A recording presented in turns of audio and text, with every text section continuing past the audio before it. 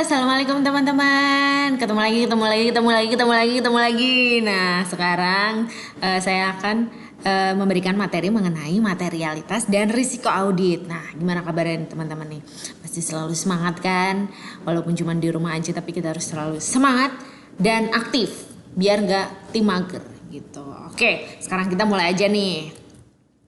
Nah, yang pertama ini ada konsep materialitas. Nah, ini saya langsung materialitas sama risiko audit karena dua-duanya ini saling berhubungan. Nah, yang pertama konsep materialitas. Materialitas itu besarnya nilai yang dihilangkan atau salah saji informasi akuntansi yang dilihat dari keadaan yang melingkupinya dapat mengakibatkan perubahan atas atau pengaruh terhadap pertimbangan orang yang meletakkan kepercayaan terhadap informasi tersebut karena adanya penghilangan atau salah saji itu. Nah, contohnya suatu jumlah yang materialitas dalam laporan keuangan perusahaan tertentu itu mungkin itu nggak materialitas bagi perusahaan lain karena memiliki ukuran sama sifat yang berbeda. Nah, begitu juga misalnya nih ada perubahan materialitas dalam laporan keuangan di perusahaan A dari periode akuntansi yang satu ke yang lain. Misalnya di periode ini materialitas di persediaan ini nilainya dia 50%, tapi di periode selanjutnya dia menurun jadi 30% karena perusahaannya itu dia telah beralih ke teknologi atau sistem informasi secara komputer. Nah, itu kan jadi enggak materialitas seperti periode sebelumnya gitu. Oke, next. Nah, definisi tersebut mengharuskan auditor itu untuk mempertimbangkan yang pertama keadaan yang berkaitan dengan entitas, kemudian kebutuhan informasi pihak yang akan meletakkan kepercayaan atas laporan keuangan auditor. Maksudnya keadaan yang berkaitan dengan entitas itu keadaan perusahaan itu seperti apa, keuangannya, kemudian sistem pengendalian internalnya. Di video selanjutnya, di materi selanjutnya kan kita udah bahas bukti audit sama SPI. Nah, kemudian ada kebutuhan informasi pihak yang akan meletakkan kepercayaan. Ini contohnya yang kayak investor, dia pengennya tuh kebutuhan informasi yang pengen ditampilkan di laporan perusahaan itu seperti apa. Kemudian di masyarakat itu seperti apa gitu. Makanya nggak jarang itu biasanya perusahaan punya laporan keuangan itu versi macam-macam. Ada yang versi untuk investor sendiri, stakeholder, biasanya internal ya. Kemudian ada yang untuk masyarakat gitu. Next, nah mengapa konsep materialitas penting dalam audit laporan keuangan?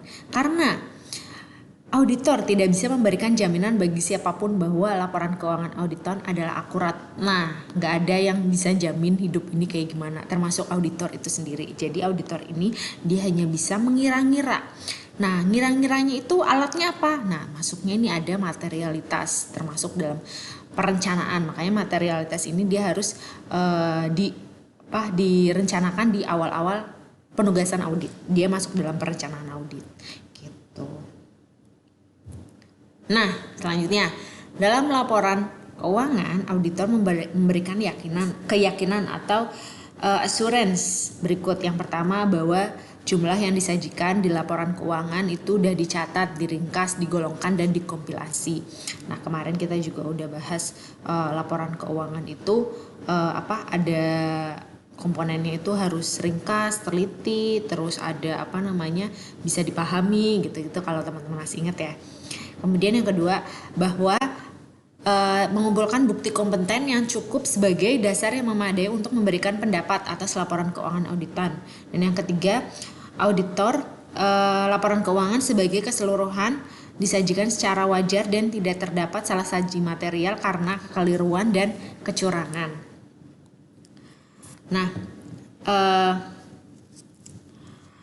di sini ada dua konsep yang melandasi keyakinan yang diberikan oleh auditor. Yang pertama, konsep materialitas sama konsep risiko audit. Karena auditor ini dia nggak bisa memeriksa tiap transaksi yang dicerminkan dalam laporan keuangan, makanya harus siap nih menerima beberapa jumlah kekeliruan kecil. Nggak mesti semuanya itu harus perfect, mulus, pasti ada salah-salah dikit ya. Nah, konsep materialitas ini menunjukkan seberapa besar salah sajian dapat diterima oleh auditor agar pemakai laporan keuangan ini nggak terpengaruh dalam salah saji tersebut gitu. Jadi dia auditor itu harus mengungkapkan biar si pemakai laporan keuangannya itu nggak bingung gitu, makanya harus jelas. Next, nah kemudian pertimbangan materialitas. Nah ini ada pertimbangannya, ada dua, kuantitatif sama kualitatif. Nah seperti halnya di kuantitatif itu dia yang berhubungan sama angka-angka ya. Nah kalau kualitatif dia lebih kayak data.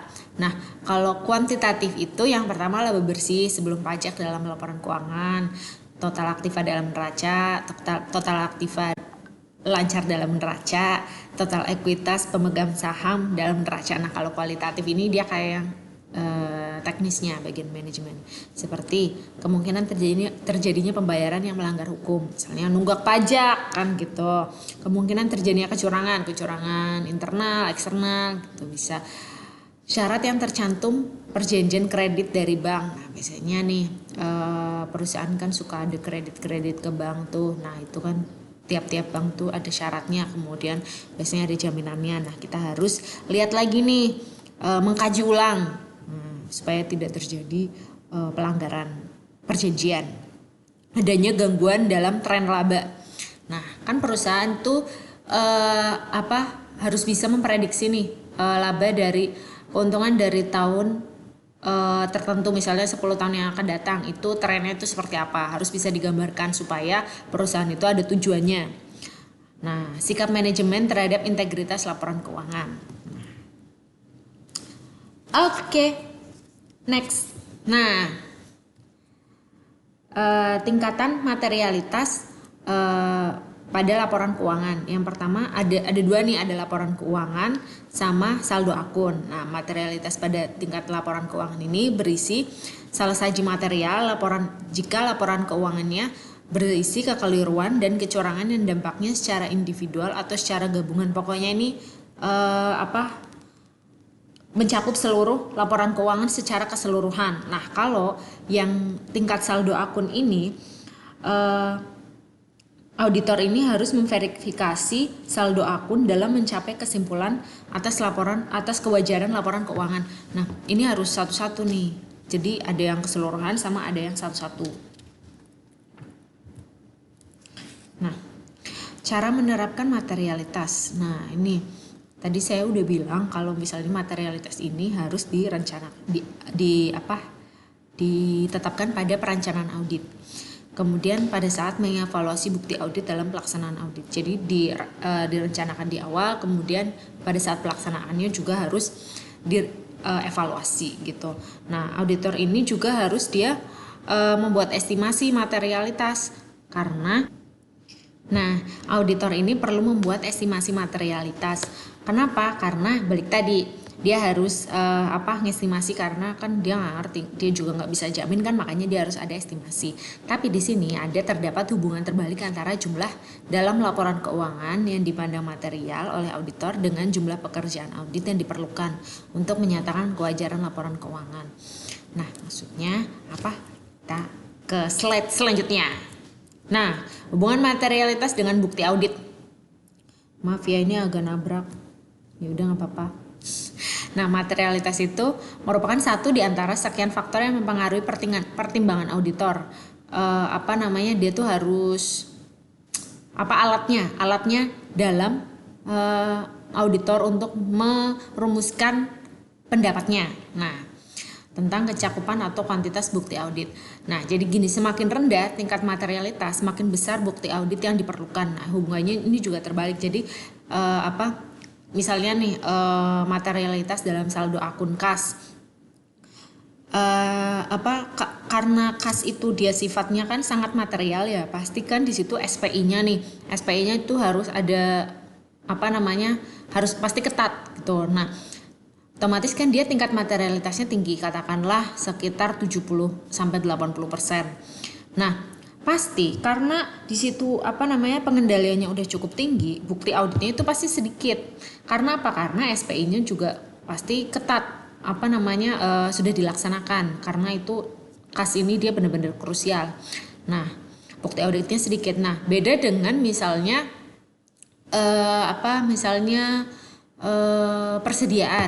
persediaan ini dia tingkat materialitasnya itu hanya sekitar 40% misalnya loh.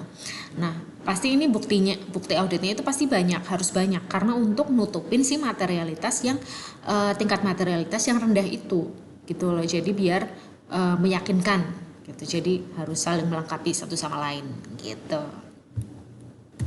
Nah, risiko audit. Nah, sekarang ke risiko audit nih. Risiko audit itu adalah risiko yang terjadi dalam auditor tanpa disadari tidak memodifikasi pendapatnya sebagaimana mestinya atau suatu laporan keuangan yang mengandung salah saji material. Nah, semakin pasti auditor dalam menyatakan pendapatnya, semakin rendah risikonya.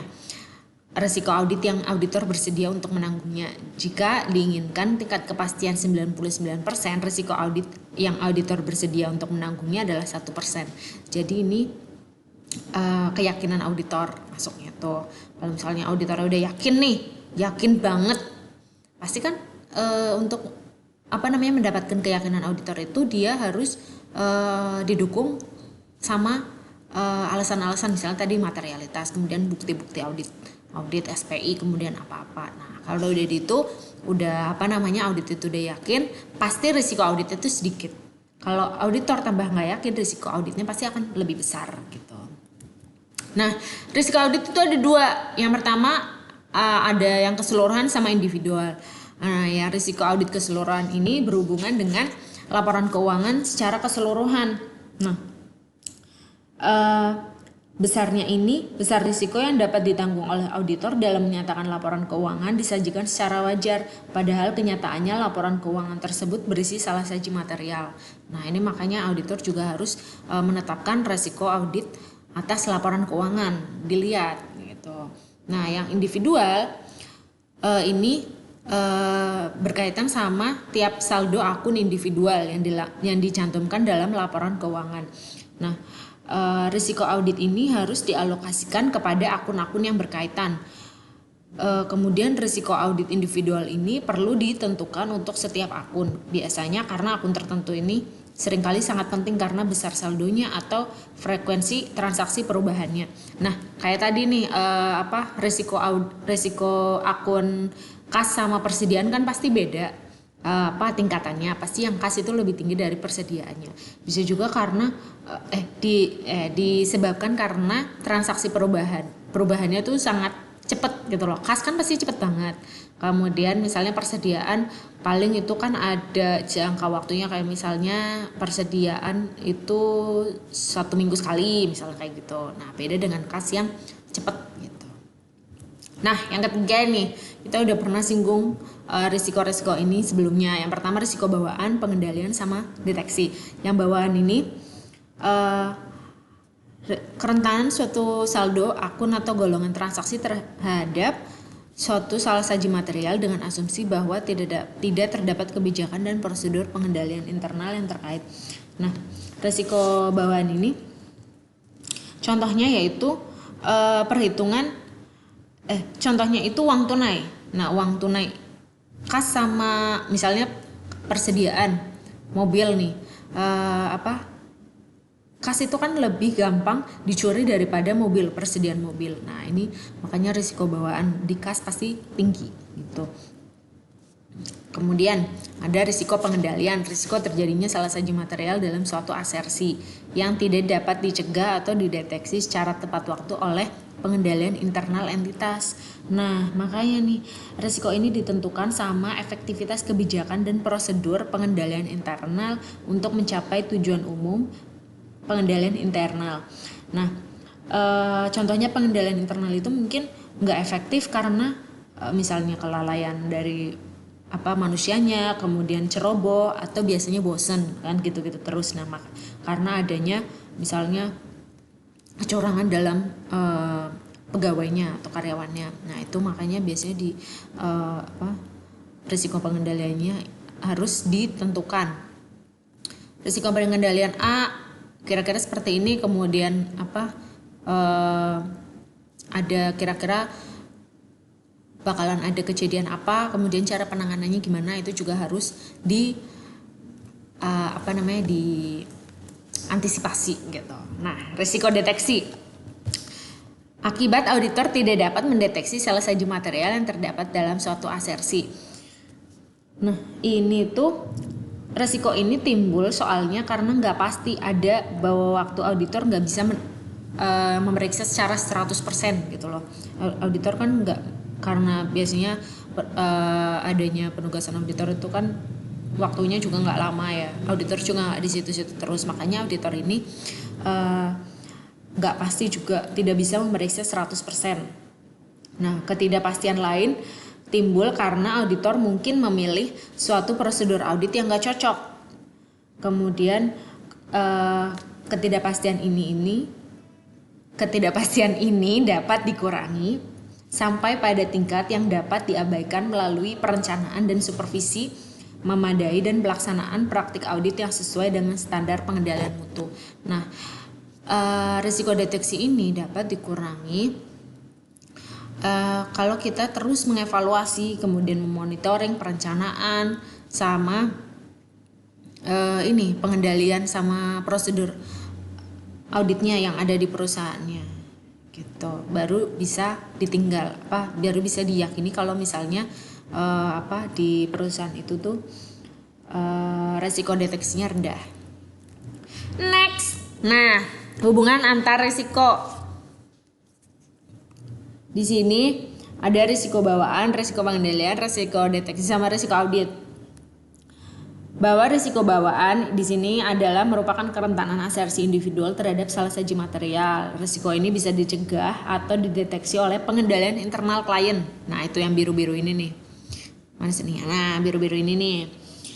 Namun, jika salah saji material tidak dapat dicegah dengan pengendalian intern, maka timbullah risiko pengendalian. Nih, risiko. Nah, masuk ke sini nih kalau misalnya. Nah, kalau misalnya bisa dicegah, masuknya ke sini. Salah saji dicegah dan dideteksi dengan pengendalian internal. Wah, saya ngomongnya lama-lama belibet.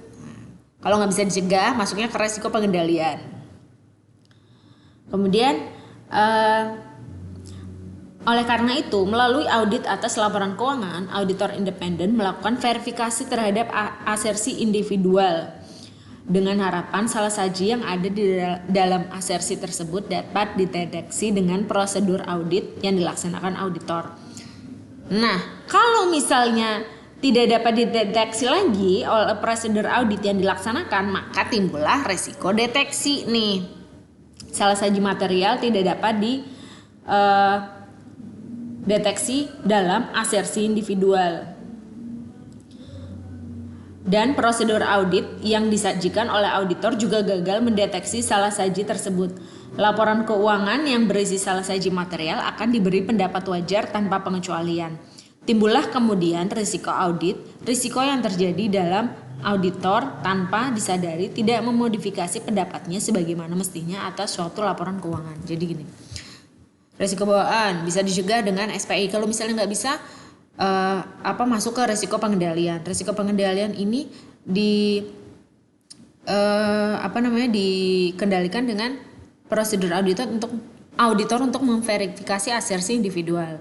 Ini kalau bisa. Kalau nggak bisa, masuk ke risiko deteksi. Nah, kalau ini risiko deteksi ini masuk ke risiko audit, yaitu laporan keuangan yang berisi salah saji material namun diberi pendapat WTP tadi itu. Makanya harus evaluasi terus menerus. Next. Nah, hubungan antara materialitas, bukti audit, dan risiko audit. Di sini nih, ini bentuknya kayak bola. Jadi yang pertama, jika auditor mempertahankan risiko audit konstan dan tingkat materialitas dikurangi, auditor harus menambah jumlah bukti audit yang dikumpulkan. Nah, ini saling berhubungan nih antara ini, bertiga ini. Jika auditor mempertahankan tingkat materialitas konstan, kemudian mengurangi jumlah bukti auditor yang dikumpulkan, risiko audit harus ditingkatkan. Pokoknya kalau salah satu harus ada yang dikurangi, maka ada yang ditambah gitu. Gitu deh, gitu aja dari saya. Ya udah habis. Nah, semoga materi mengenai materialitas dan risiko audit ini dapat teman-teman pahami dengan baik. Teman-teman selalu sehat.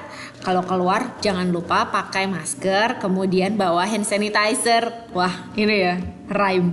Pakai masker, bawa hand sanitizer, kemudian jangan kumpul-kumpul, hindari tempat-tempat yang ramai dan lembab. Kemudian jangan lupa olahraga, makan makanan yang sehat, sama vitamin jangan lupa biar nggak gampang sakit. Gitu aja dari saya ya. Terima kasih teman-teman. Dah. Assalamualaikum.